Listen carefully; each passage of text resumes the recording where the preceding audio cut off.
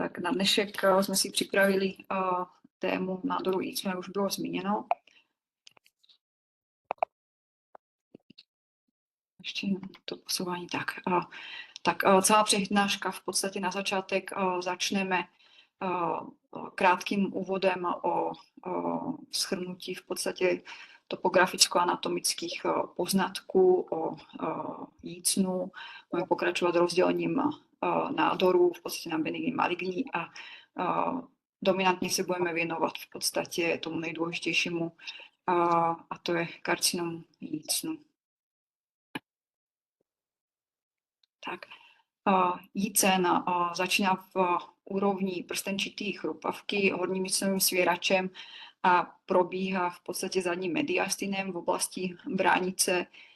Je pevně fixován frenoezofagální membránou, jinak je volně uložený v podstatě v zadním mediastinu, kde je v řídkém vazivu a je jenom jemnými v podstatě elastickými svalovými a kolagenými vláknami fixován k aortě a průdušnici. Tohto faktu využíváme během chirurgie, kdy vlastně můžeme tupě mobilizovat jícen v celém jeho průběhu mediastinu až na krk a můžeme jícen extirpovat. V oblasti bránice přes hiatus vlastně přechází v žaludek. Na rozdíl od jiných orgánů jícen nemá marginální výživovou cévu, ale v podstatě ta krční část je vyživovaná větvemi arteria thyroidea inferior, a pak v oblasti mediastina a celohrudníku je vyživována větvemi z aorty a dolní část jícnu a kardie je vyživovaná větvemi z arteria gastrica sinistra a z franické tepny. Tak důležité je si zopakovat taky stavbu stěny jícnu, kterou využijeme později během stagingu. Takže nejvnitřnější vrstva je sliznice, která je krytá mnohovrstevným dlažicovým epitelem. Nasleduje submukóza, svalová vrstva a v oblasti hrudníku a krku je jícen pokrytý adventicí a v té břišní části serózou. Přechod jícnu v žaludek označujeme jako gastroezofagální junkce a přechod sliznice dlažicového epitelu v cylindrický označujeme jako Z linie. Důležité je taky zmínit, že má vlastně důležitý lymfatický systém. Máme dva lymfatické plexy, a to jeden v submukóze a další ve svalovině. Tyto plexy moc spolu nekomunikují a ze submukózy se cévy šíří do rozsáhlého systému lymfatických uzlin, které probíhají podél jícnu. Ten fakt vlastně umožňuje i relativně povrchovému časnému karcinomu, spinocelárnému karcinomu jícnu v submukóze se šířit v podstatě do uzlin jak na krku, tak v podstatě do břišních uzlin. Tak, anatomický jícen rozdělujeme na krční část, hrudní část a břišní část, ale z chirurgického hlediska jícen nad karinou rozdělujeme ještě na proximální jícen, který je kaudálně ohraničený horní hrudní aperturou, následně horní hrudní jícen po oblok veny azygos, následuje střední jícen, jeho dolní hranice je v oblasti dolních plicních žil a následuje distální jícen a gastroezofagální junkce. Tomu odpovídají i vzdálenosti měřené během endoskopie od řezáku. Tak. Nádory teda jako jiných orgánů rozdělujeme na benigní a maligní. Ty benigní jsou u jícnu velmi vzácné, tvoří jenom 1% všech tumorů. Nejčastěji je to leiomyom, cysty a duplikatury, s tím, že většina pacientů je asymptomatických a v podstatě jedná se o náhodný nález při zobrazovacích vyšetřeních.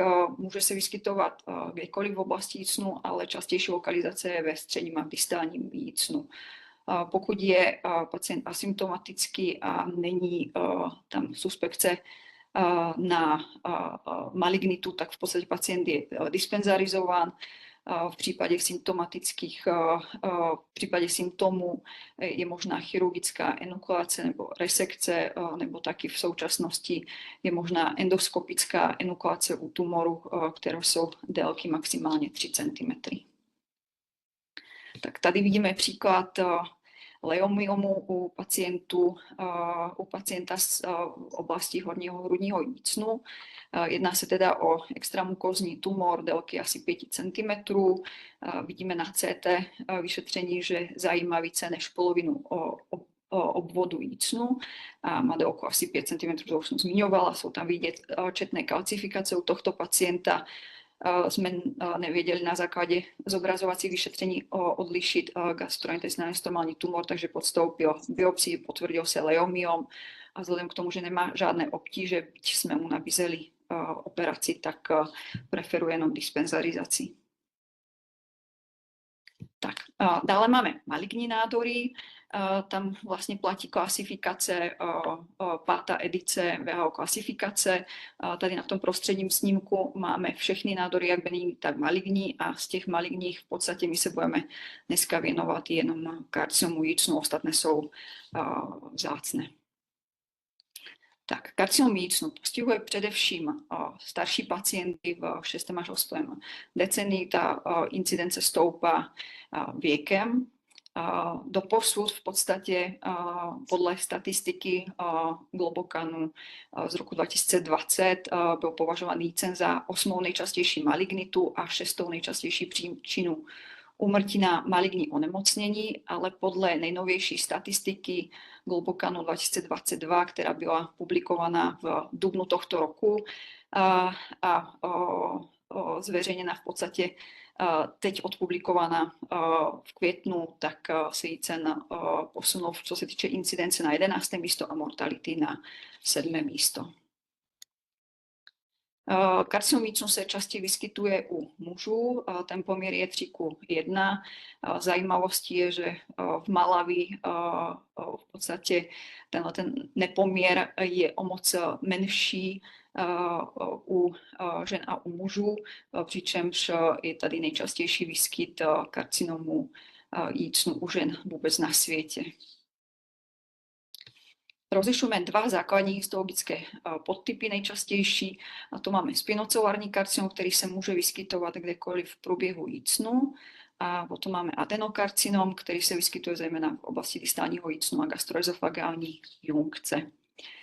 Celosvětově asi 85% všech karcinomů jícnu představuje spinocelulární karcinom, 14% představuje adenokarcinom a vyznačují se velkou geografickou variabilitou.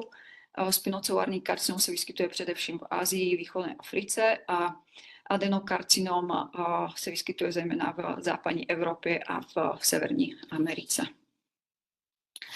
V současnosti stoupá incidence adenokarcinomu ve srovnání spinocelulárního karcinomu, zejména teda, jak jsem už zmiňoval, v západních krajinách. V Americe podle studií je to za poslední dekády až o 700%. Podobný trend je i v České republice, kdy za posledních 10 let stoupá incidence adenokarcinomu o 30%. A jak vidíme, tak častěji jsou postiženi muži a ženy jsou méně, ročně přibližně 720 nově diagnostikovaných případů v České republice. Tak variabilita teda není jenom geografická, ale je i v etiopatogenéze. U spinocelulárního karcinomu, co se týče rizikových faktorů, tak dominuje kouření, alkohol. Tyhle dva rizikové faktory se vzájemně ještě potencují. Jejich účinek je teda synergický. Z dalších takových významných rizikových faktorů je pití horkých tekutin, či už čaje nebo polevek, které je typické pro východní krajiny, zejména Asii. U adenokarcinomu jícnu dominuje z rizikových faktorů hlavně refluxní nemoc jícnu, následně Barrettův ezofagus a obezita. Jenom pro zajímavost, infekce Helicobacterem pylori se považuje v podstatě za protektivní faktor a incidence tam klesá u pacientů s Helicobacterem pylori. Krátce o Barrettovém jícnu. Barrettův jícen je to prekanceróza, která vzniká v terénu chronické refluxní nemoci jícnu, kdy je dlažicomléčný epitel nahrazen cylindrickým epitelem. Postupne vlastne nelečený reflux nám vedie k vzniku Barrettova jícnu, následne môžu vznikať dysplázie, low-grade dysplázie, high-grade dysplázie, až môže viesť k rozvoju adenokarcinomu. U Barrettova jícnu, ktorého sa nevyskytuje dysplázie, to ročné riziko vzniku adenokarcinomu sú 0,3%. Jak vidíme, u low-grade a high-grade dysplázie tohoto procento výrazne stoupa. Tady môžeme vidieť pohľad na endoskopický pohľad na normálny nález v oblasti Z línie. Tady vidíme už Barrettov jícen a tady máme znázornený už nádor. Tak, časné karcinómy jícnu sú väčšinou asymptomatické a pacienti podstoupí endoskopické vyšetření z jiného důvodu. Jedná se teda o náhodný nález nebo jedná se o nález adenokarcinomu v rámci dispenzarizace Barrettova jícnu. V případě rozvinutých symptomů se většinou jedná o pokročilé stadium onemocnění. Z příznaků dominuje určitě dysfágie. Typická pro karcinom jícnu je zpočátku problém s polknutím tuhých soust. Postupně mají pacienti obtíže s polikaním kašovité stravy a nakonec jsou to obtížné polikání i slin a tekutin. Samozřejmě určitě váhový úbytek je dost častý příznak, únava, odinofágie a u spinoceluárneho karcinomu krčního jícnu, kdy jsou postižené uzliny, může to být chrapot v důsledku postižení nervus laryngeus recurrens. Tak, v rámci dovyšetření určitě dominantní postavení má ezofagogastroskopie s biopsií, CT vyšetření, dále to je endosonografie, bronchoskopie u spinoceluárního karcinomu jícnu a PET-CT vyšetření. Během ezofagogastroskopie můžeme v podstatě určit lokalizaci tumoru, délku tumoru a důležité určitě odebrání biopsie a určení histologického podtypu, podle kterého pak určujeme typ nasledující léčby. Endosonografie není úplně standardní, na některých pracovištích je pravidelná, u některých méně, je to závislé na dostupnosti, ale v podstatě endosonografie posuzuje rozsah postižení tumoru v stěně jícnu. Tak jak jsme si na začátku určovali, tady můžeme vidět nádor jícnu, který postihuje v podstatě všechny vrstvy a dále může určovat ještě aj postižení okolních uzlin. Samozřejmě u tumorů, které jsou v podstatě lokálně pokročilé, stenozujúce tohoto vyšetření je značně omezen. Dále máme PET-CT vyšetření k identifikaci jak vzdálených metastáz, zejména posuzujeme játra plíce, kde nejčastěji v podstatě karcinom jícnu generalizuje, nebo jsou to pak regionální uzliny a vzdálené, zejména retroperitonální uzliny a krční uzliny.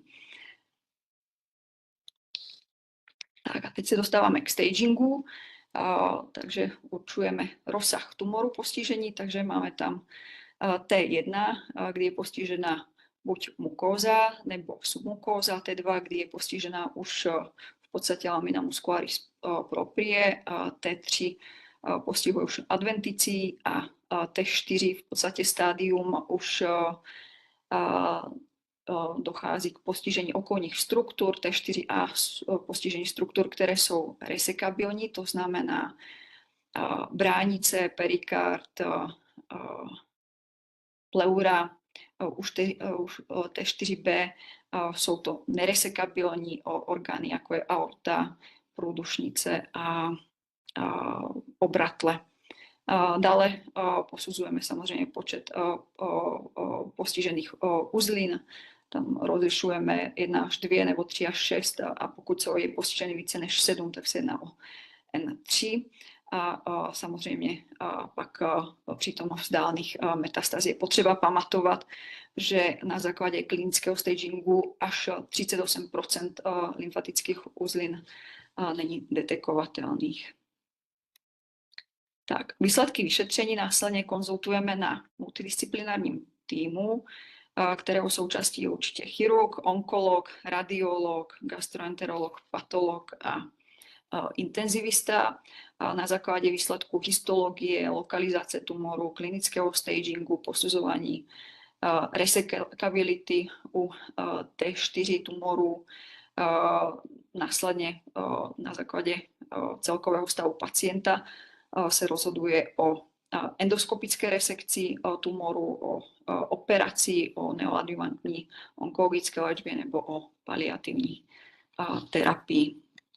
Význam multidisciplinárního týmu a konzultaci vlastně ověřují už spoustu studií. Tady uvádím jednu už poměrně starou z 2011, která hodnotila vlastně efekt multidisciplinárního týmu na léčbu pacientů s karcinomem jícnu. Jasně prokázala, že u pacientů, kteří byli konzultováni na multidisciplinárním týmu, byla vyšší procento kompletního stagingu a taky kratší doba do zahájení léčby a častěji se dodržovaly v podstatě doporučené postupy.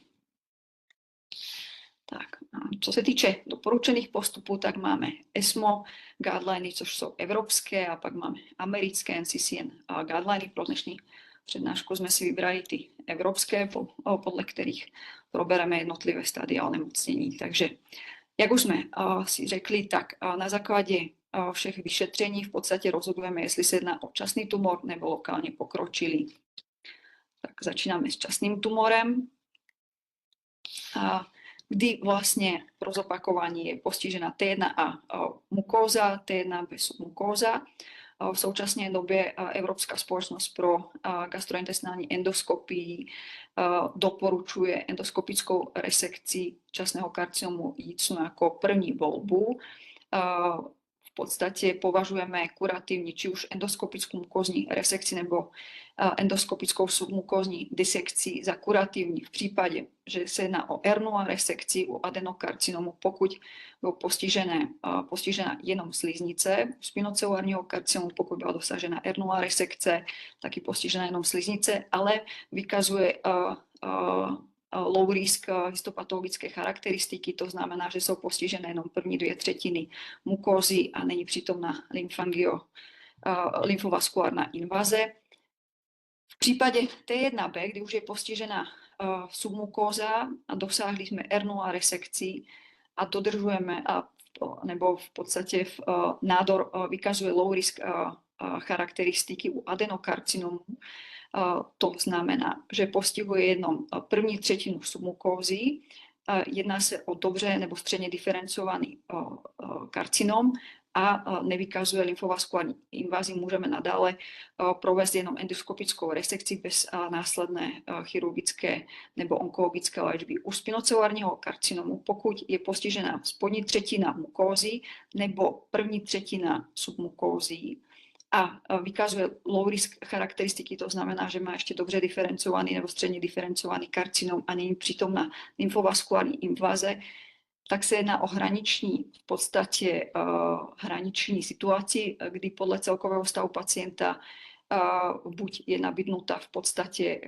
jenom dispenzarizace, pokud to je rizikový pacient, nebo pacient je doporučen chirurgické léčbě. Jedná se o teda nejasně doporučenou skupinu pacientů. V případě R1 resekce nebo high risk charakteristik pozitivní lymfovaskulární invaze nebo špatně diferencovaného karcinomu pacient podstupuje chirurgickou resekci nebo chemoradioterapii. Celý tento koncept endoskopické resekce vychází z dat, které vlastně dokumentují riziko postižení regionálních uzlin, kde u tumoru, které postihují sliznici, je to do 2%. Ve srovnání, když nádor postihuje submukózu, je tam riziko postižení regionálních uzlin až 40%. Tak, dále pokračujeme k tumorům, které jsou lokálně pokročilé, ale nejdřív probereme ještě v podstatě už T2, nádor, kdy zasahuje do svaloviny, ale nejsou postižené uzliny. Jedná se o takovou hraniční v podstatě skupinu nádorů, u kterých v podstatě studie neprokázaly jasný benefit, či už primární operace nebo neoadjuvantní léčby. V podstatě ty výsledky jsou srovnatelné a vždycky je to trochu o stavu pacienta a zvykostech pracoviště. Čiže může se začít jak primární operací, tak neoadjuvantní, buď chemoradioterapii nebo chemoterapii. Tak a teď přecházíme k lokálně pokročilému spinoceluárnímu karcinomu, kde začínáme, v podstatě pacient je doporučen buď k neoadjuvantní u lokálně pokročilého nádoru, když jsou postižené lymfatické uzly, nejsou přítomné metastázy, pacienta doporučujeme k neoadjuvantní chemoradioterapii. U spinoceluárního karcinomu je chemoradioterapie preferovanou léčbou proti chemoterapii, protože je více radiosenzitivní. Nejčastěji se doporučuje režim podle studie CROSS, která jasně prokázala vyšší počet R0 resekcí, lepší lokální kontrolu a lepší přežívání pacientů. Podává se paclitaxel karboxyplatina a pacienti dostávají celkem 41 grejů.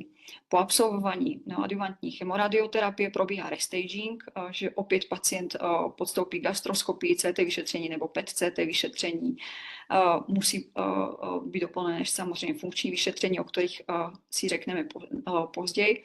A v případě resekability pacient je indikován k resekci. A v případě, že nedošlo ke kompletní histopatologické odpovědi, ještě dostává následně adjuvantní imunoterapii nivolumabem. V případě, že se spinoceluární karcinom nachází v oblasti krčního jícnu, kdy... Silvi? Ano. Já mám pocit, že si tak na minutu vypadla. Tak nevím, jak to vnímají ostatní, ale podle mě tam byl výpadek, jak si skončila s tím paclitaxelem karboxyplatinou, jak to spočívá, a dál pak už to nebylo slyšet. Moniko, můžeš to potvrdit, že jste to neslyšeli? Já jsem teda slyšela jako celou dobu, tak Jo? já s tím asi problém nemám. Tak nevím, tak to bylo asi jenom u mě. Tak to se No, omlouvám. když Jestli někdo měl taky vypadnutý zvuk, tak dobrý, tak asi to bylo jenom na mojí straně, tak to se omlouvám za přerušení. Tak, Vůbec to opakovat nemusíš. Zatím jsou reakce z publika v chatu, že slyšeli, takže můžeme pokračovat. Dobře, tak asi jsem si seděl na uších a pro mě to opakovat nemusíš. Já se pak zeptám v práci. A v případě, že tak dále pokračujeme definitivní chemoradioterapii, tu volíme u pacientů s krční lokalizací nádoru.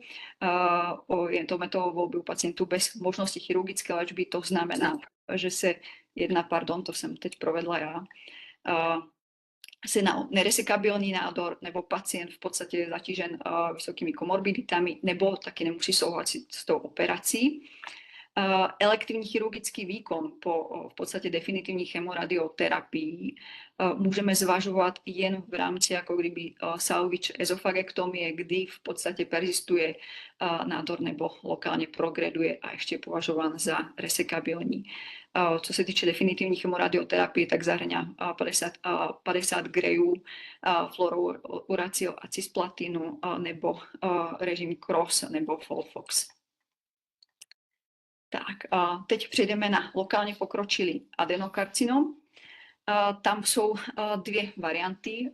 Pacienti jsou teda indikovaní k neoadjuvantní onkologické léčbě, a to buď chemoterapii, kterou v podstatě v současnosti je doporučována režim podle studie FLOT, zahrnuje docetaxel, fluorouracil, leukovorin, oxaliplatinu.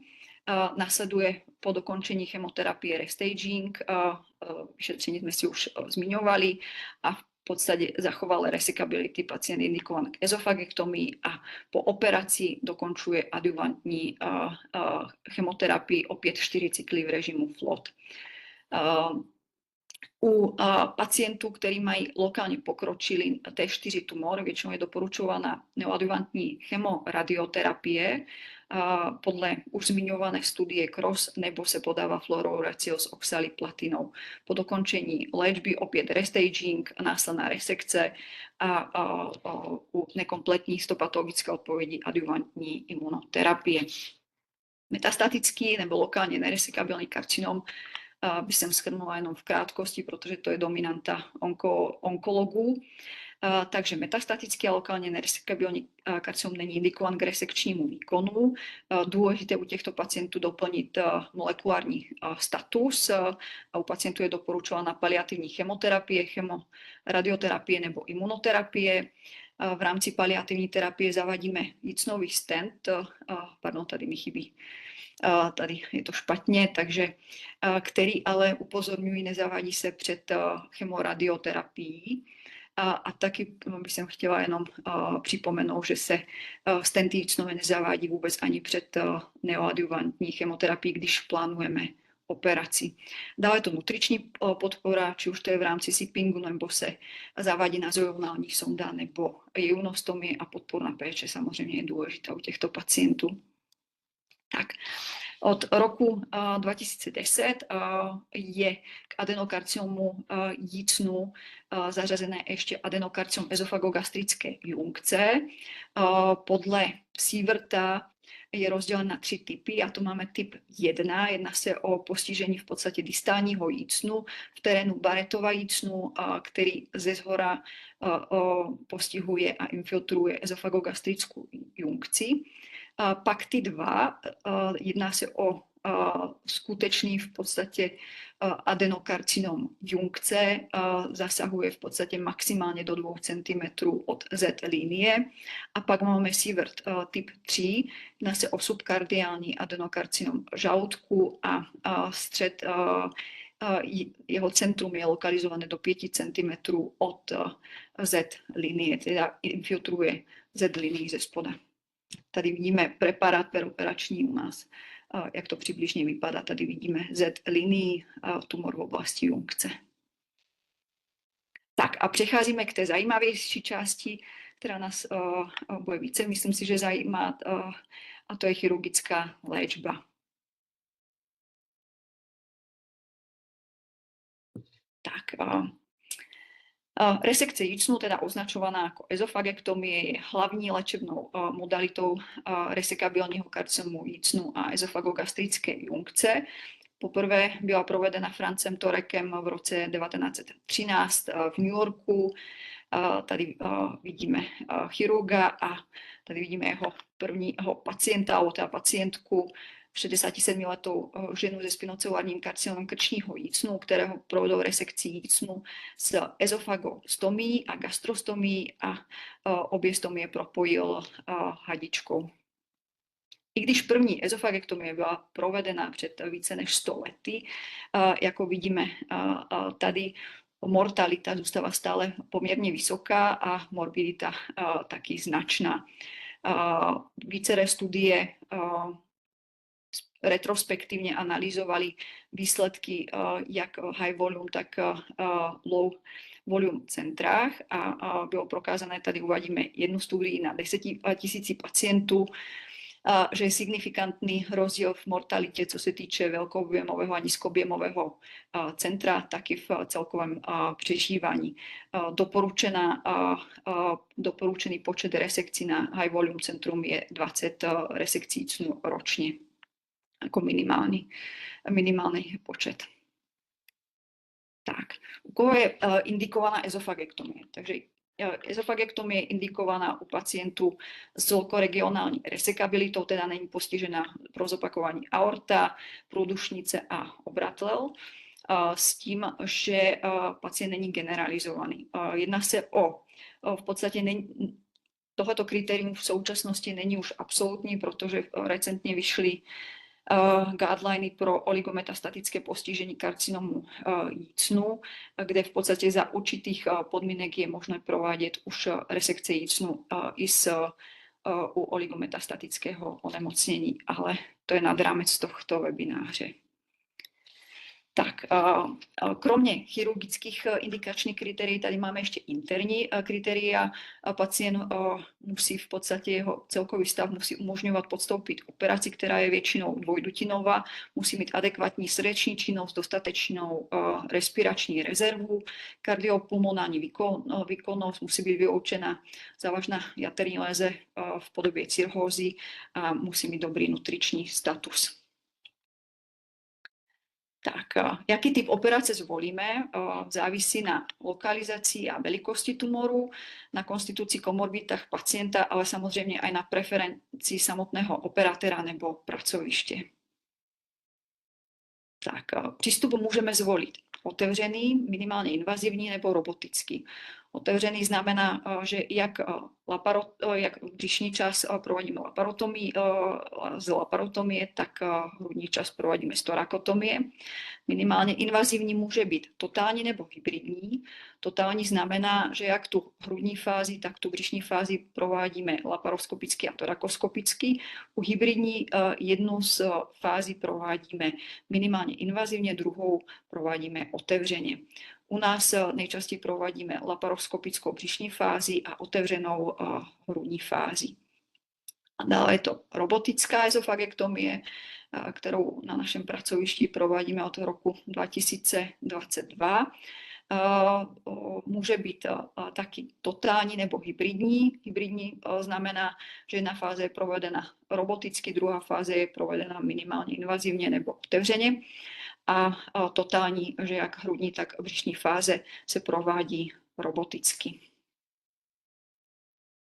Podle lokalizace tumoru rozlišujeme z výkonu transtorakální Ivor Lujovu ezofagektomii, transhiatální ezofagektomii Oringera a pak pro tumory středního jícnu je to transtorakální Mekionova ezofagektomie. Tak začneme transhiatální resekcí, ta se teda provádí jak z laparotomie, tak z krčního přístupu. Je indikovaná u pacientů s tumorem distálního jícnu a ezofagogastrické junkce, má nižší výskyt respiračních komplikací, což souvisí s tím, že v podstatě neprovádíme torakotomii a neoperujeme v hrudníku. A je vhodná pro starší pacienty, často je to jako paliativní výkon a není vhodná pro pacienty s tumorem středního jícnu a horního hrudního jícnu nebo s pozitivní mediastinální lymfadenopatií. Tady na obrázku vidíme, jak chirurg provádí tupou mobilizaci jícnu v podstatě a propojuje mobilizaci jak z krčního přístupu, tak z břišního. Lépe to můžeme vidět ještě tady na obrázku, kdy v podstatě rukou tupě mobilizuje jícen, následně ho extirpuje. Tady vidíme náš operační obrázek žaludku a jícnu.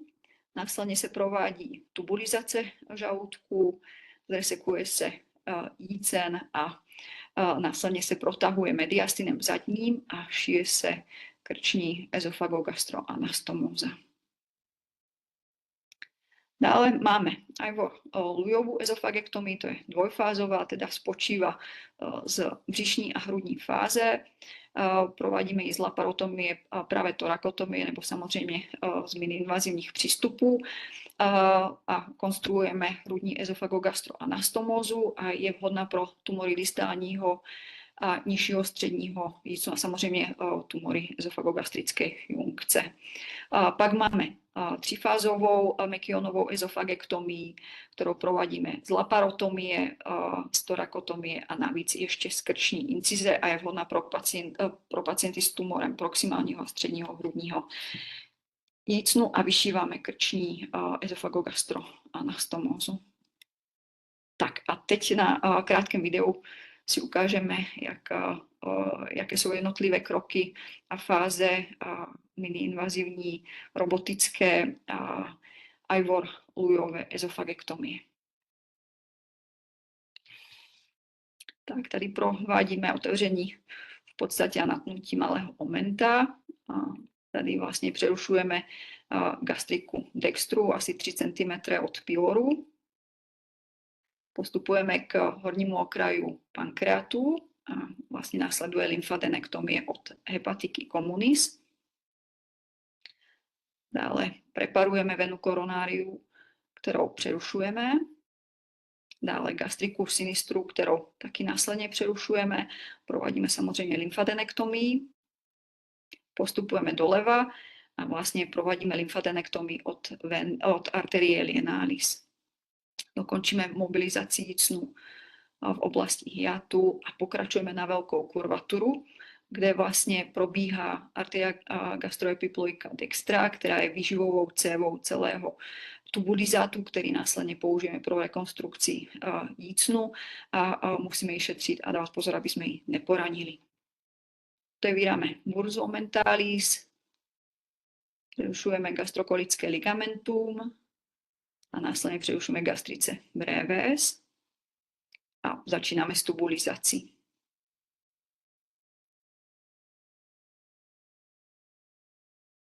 Tak sešijeme tubulizát s preparátem a následně na konec operace provedeme výživovou, zavádíme výživovou jeunostomii.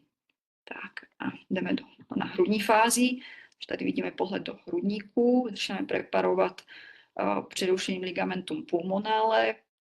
Dále postupujeme v podstatě natnutím pleury kolem jícnu, ventrálně a dorzálně. Vidíme veznu azygos až k hiatu. Tak venu azygos vypreparujeme a přerušíme.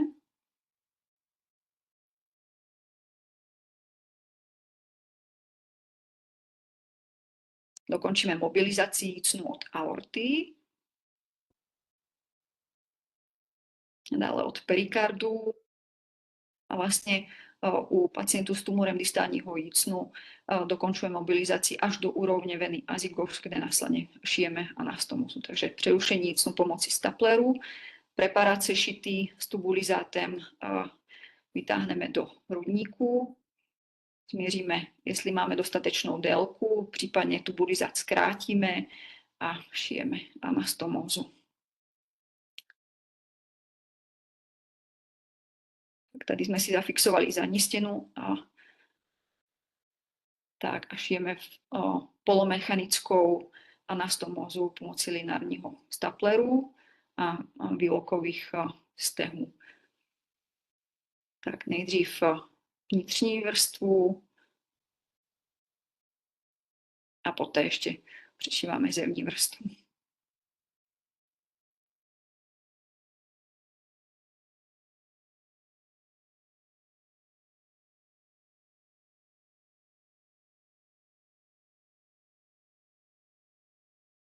Tak, tady máme pohled na tubulizát.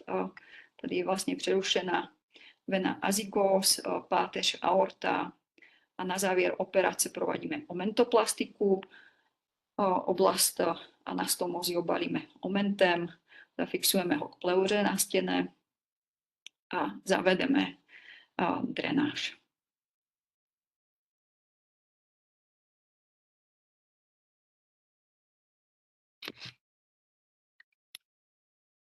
Tak.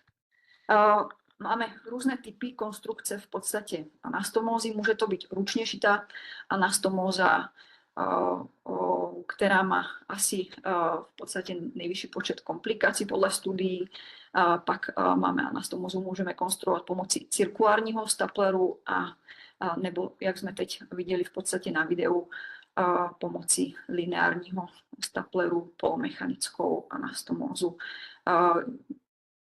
Důležité je v podstatě volba typu konstrukce anastomózy závisí hodně na preferenci operatéra nebo pracoviště a podle publikace, která se připravuje, na které jsme se podívali sdílením dat z robotických resekcí jícnu, tak o něco lépe výsledky vycházejí u konstrukce anastomózy pomocí lineárního stapleru ve srovnání s cirkulárním staplerem. Tak, jak jsme viděli na videu, jako konduit můžeme použít jednak žaludek, můžeme použít tlusté střevo a můžeme použít tenké střevo. Žaludek je určitě metodou volby díky dobrému cévnímu zásobení a v podstatě nemusíme konstruovat další anastomózy navíc, jako je to u tenkého střeva nebo u tlustého, čiže celá ta operace je o něco snazší. Nevždy je možné použít žaludek, pacient může být už v minulosti po resekci žaludku, nebo tumor může být extendovaný na značnou část žaludku a je nutná totální gastrektomie, nebo se může jednat o recidivu tumoru už v podstatě v tubulizátu žaludku po předchozí resekci jícnu a náhradě žaludkem. V tomto případě použijeme nejčastěji tlusté střevo. Výhodou tlustého střeva je rozhodně délka, která nám umožňuje v podstatě konstruovat anastomózu až na krk. A taky výhodou je poměrně dlouhá cévní arkada, která nám umožňuje vytočit v podstatě tračník a s dobrým cévním zásobením. Můžeme použít jak levou část, tak pravou část nebo transverzum. Nevýhodou je, že v čase se tubulizát alebo teda konduit se prodlužuje a dilatuje, může vytvořit takové sifonovité v podstatě zahnutí tračníku, co může zhoršovat evakuaci potravy. Někdy je nutné v podstatě reoperace a zkrácení tračníku. Jako třetí varianta je tenké střevo, které nejčastěji používáme jako náhradu při totální gastrektomii a resekci terminálního jícnu. Nevýhodou u tenkého střeva je, že má poměrně krátké arkady, které dosahují do dolního mediastina. Pokud potřebujeme v podstatě delší část tenkého střeva, není možné použít tlusté střevo nebo žaludek, je možné provést mikrochirurgické anastomózy nebo supercharge jejunum, kdy část jejuna se přeruší a nahradí se v té proximální části a taky se musí konstruovat mikrochirurgická anastomóza. Tak. Během ezofagektomie bychom se měli vždycky řídit onkochirurgickými zásadami a to máme R0 resekcí. Vždycky bychom měli se snažit dosáhnout R0 resekcí jak proximálního, tak distálního okraju. Minimálně bychom měli resekovat 5 cm. Současně bychom měli dbát na to, aby jsme dosáhli aj R0 resekce cirkulárního okraje. Během výkonu určitě provádět peroperační verifikaci negativního resekčního okraje a samozřejmě měla by být provedena adekvátní lymfadenektomie, která je doporučována v podstatě odběr minimálně 15 lymfatických uzlin. Lymfadenektomie je součástí ezofagektomie, v podstatě jsou 2 klasifikace, je to 8. verze americké nebo mezinárodní klasifikace, nebo pak je používána ještě japonská 11. verze. Ta evropská, nebo teda mezinárodní americká používá většinou doporučuje dvoupolí lymfadenektomii, která pozostává z břišní lymfadenektomie a hrudní. Ta břišní zahrnuje parakardiální lymfadenektomii a lymfadenektomii v oblasti truncus celiacus, hepatiky communis arteriae lienalis. Pak tam máme hrudní, která může být standardní infrakarinární nebo rozšířená, která navíc v podstatě představuje ještě pravé paratracheální lymfatické uzly nebo totální, která v podstatě zahrnuje ještě levé paratracheální uzliny a uzliny od nervus laryngeus recurrens. Pak tam máme lymfadenektomii tripolí, většinou prováděna v Japonsku, která zahrnuje jak cervikální, tak mediastinální břišní lymfadenektomii. N-status v podstatě je považován jeden z nejvýznamnějších prediktorů dlouhodobého přežívání. Tak a jak to je s adenokarcinomem ezofagogastrické funkce?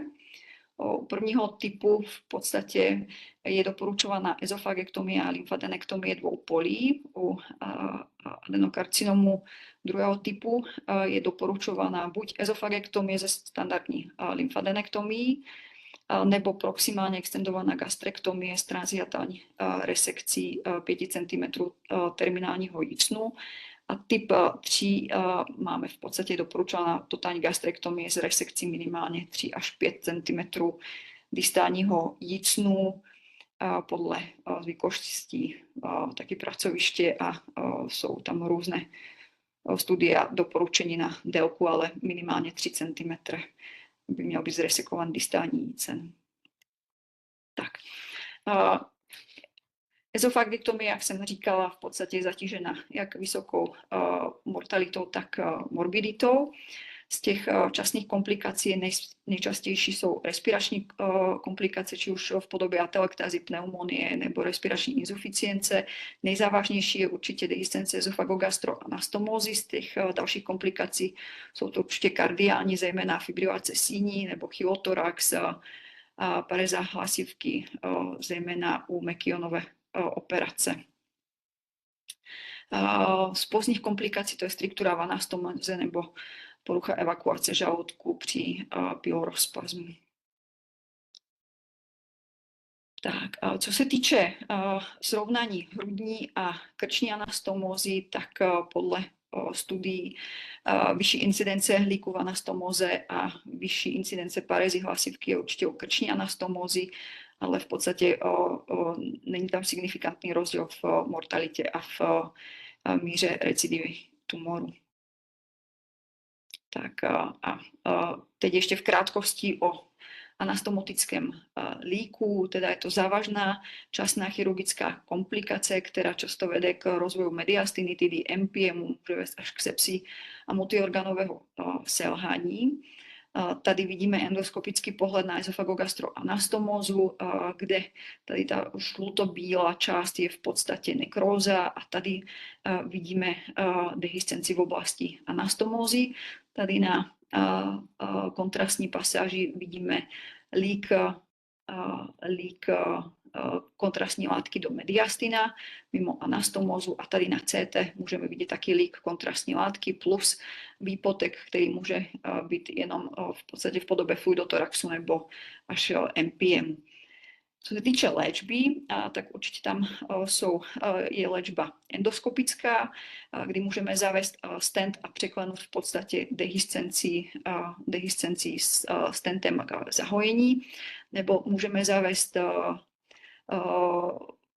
endovak pomocí potlakové terapii v podstatě je možné taky zahojit anastomózu, nebo v podstatě uplatňuje se taky intervenční radiologie v podobě drenáže fluidotoraxu a samozřejmě chirurgická léčba s revizí hrudní dutin, dekortikací a samozřejmě až do rozsahu extirpace jícnu a vyšití terminální ezofagostomie. Tak, co se týče pooperačních komplikací v souvislosti s chirurgickým přístupem, tak jsou dostupné 3 randomizované studie, které srovnávaly totální miniinvazivní operace versus otevřené, miniinvazivní ezofagektomie, hybridní a otevřené a samozřejmě robotické a otevřené. Minimálně invazivní ezofagektomie je zatížena méně respiračními a srdečními komplikacemi, má lepší krátkodobou a střednodobou kvalitu života. A co se týče onkologické radikality a dlouhodobých výsledků, tak v podstatě tam není žádný signifikantní rozdíl. Proto v podstatě miniinvazivní ezofagektomie je preferovaným typem výkonu. Tak, na závěr, jenom pro zopakování bych jsem chtěla zopakovat, že incidence karcinomů jícnu stoupá s věkem. Až 85% všech karcinomů jícnu na světě představuje spinocelulární karcinom a většinou karcinom jícnu je pozdě diagnostikovaný a v podstatě je nevyhnutný multidisciplinární přístup jak v do vyšetření stanovení léčby. Dále tady mám v podstatě z EKANu krásný slide, který to vlastně ještě shrnuje u adenokarcinomu jícnu, že v podstatě stoupá za poslední dekády výskyt adenokarcinomu o více jako 700%, že u adenokarcinomu jsou muži postiženi až 4krát více než ženy.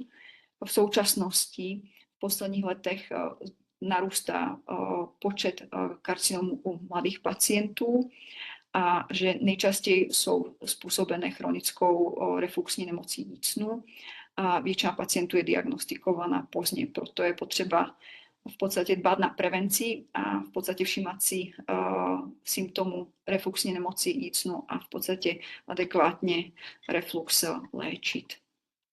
Ezofagektomie je teda hlavní modalita léčby karcinomu jícnu, je indikovaná u resekabilního karcinomu jícnu a ezofagogastrické infekce bez generalizace. Cílem je dosažení R0 resekce s adekvátní lymfadenektomií, je spojená so signifikantní mortalitou a morbiditou a proto by měla být prováděna v high volume centrech a miniinvazivní, či už robotická nebo totálně v podstatě torakoskopická, laparoskopická je preferovanou operací s nižší mírou zejména těch respiračních komplikací. A děkuji za pozornost.